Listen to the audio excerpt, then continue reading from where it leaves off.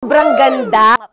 Oh, wow! Nakakasilaw! Actually, nung binigay niya sa akin, sabi ko sana kondo na lang. Congratulations are in order for our very own Khaled Karen. And of course, she is about to embark on her dream wedding weekend a la Bridgerton in Northern England, guys.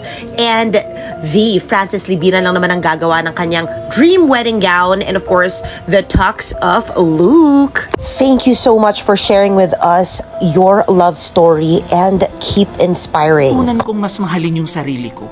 Kasi I was able to accept myself for all of who I am.